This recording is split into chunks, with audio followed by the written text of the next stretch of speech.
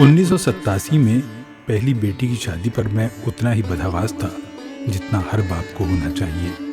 بارات کے 700 مہمانوں کے کھانے کا انتظام کرنا تھا۔ جون ایلیے نے مشورہ دیا، جانی رئیس بھائی سے پوچھ، ان کے قبضے میں جنات ہیں۔ رئیس امروی فکر سخن میں محو تھے، سر اٹھا کے بولے، پگڑی والا سب کر دے گا، لالو کھیت سپر مارکیٹ کے پیچھے ملے گا۔ اور پھر بہر خیال میں ہوتا زن۔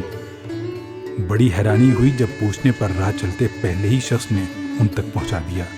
بان کی چارپائی گلی میں ڈالے، آتے جاتے نئے باورچیوں کو ڈانٹ رہے تھے۔ اوپر لٹے کی واسکٹ، نیچے 4 خانے کی لنگی، 70 کے پیٹے میں تھے۔ بھاری بدن، سر سید خان والی داڑھی اور گونجتی بھاری آواز۔ وہیں پٹی پر ٹک کر میں نے عرض مدعا کی۔ رئیس صاحب کے حوالے پر مسکرائے اور جنگ میں تازہ قطع دیکھ کر بولے، گرم مسالہ زیادہ ہے آج، کہہ دینا۔ خیر میاں، کیا کھلاؤ گے باراتیوں کو؟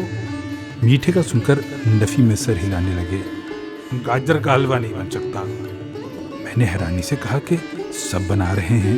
خفگی سے بولے، میاں سب میں ہم نہیں ہیں، نئی گاجر ہے پانی والی، کھوئے کی مار دو پھر بھی ذائقہ نہیں آتا۔ مہمان کے سامنے تو جو رکھو گے کھا لیں گے۔ پگڑی والے کی عزت خاک میں مل جائے یہ ہمیں منظور نہیں۔ میں نے اصرار نہیں کیا۔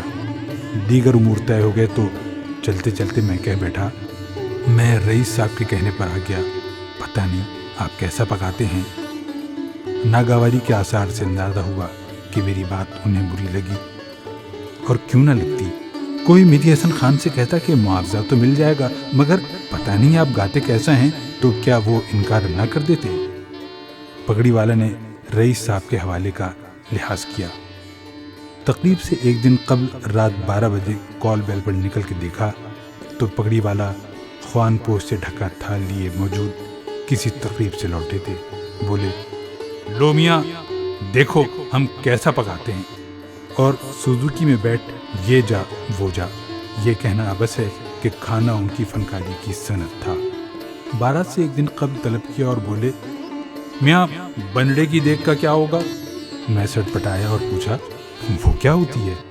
وہ ہنسے اور بولے، میاں دلہن کے ساتھ بھی تو کھانا جائے گا، خیر کر لیں گے ہم۔ تقریب میں اپنے ساتھ خوبصورت گوٹے کے کام والے خوان پوچھوں سے ڈھکی 2 چھوٹی دیگیں الگ لائے۔ خود سنہرے ترے والی پگڑی اور شیروانی میں عصا تھامے کرسی پر بیٹھے شاگردوں کو ڈانٹ ڈپٹ کرتے رہے، مگر انہوں نے میرے بیٹوں کو بھی نہیں بخشا۔ جہاں کسی کو فارغ دیکھتے ڈانٹ لگاتے، میاں مہمان ہو، آپ کی بہن کی بارات ہے، میزبان ہو تم، خیال رکھو مہمانوں کا، کسی میز پر کچھ کم تو نہیں۔ رخصتی کے بعد دیکھا تو وہ غائب، معلوم ہوا چلے گئے۔ کیسے چلے گئے؟ پیسے لیے بغیر؟ مگر وہ واقعی اسباب سے میں جا چکے تھے۔ اگلے دن ولیمہ تھا، پھر چوتھی کی رسم۔ 5ویں دن فرصت ملی تو میں ان کے گھر گیا۔ اسی طرح گلی میں چارپائی ڈالے بیٹھے ملے۔ میں نے گلہ کیا کہ سارا کام آپ نے بہت اچھا کیا، خرابی آخر میں کی کہ پیسے لیے بغیر چلے آئے۔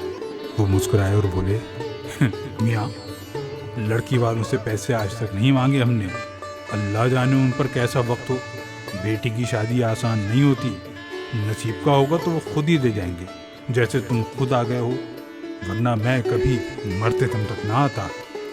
میں دم بخود پگڑی والا کو، اس باورچی کو دیکھتا رہا جس کا ترے دستار، اس کی ناقابل یقین وزاداری، فراخ دلی اور توکل نے میری نظر میں ماؤنٹ ایوریسٹ سے بھی اونچا کر دیا تھا۔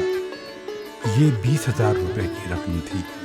آج سے 27 سال پہلے کے 20,000 آج کے کم سے کم بھی 2 لاکھ تو تھے ہی شاید، جو انہوں نے 2 روپے کی طرح چھوڑ دیے تھے کہ نصیب میں ہوں گے تو مل جائیں گے۔ ان کے مرنے تک ایسا رہا کہ ہم فون کرتے تھے اور وہ تقریب کا انتظام ایسے سنبھال لیتے تھے جیسے میزبان ہم نہیں وہ ہیں۔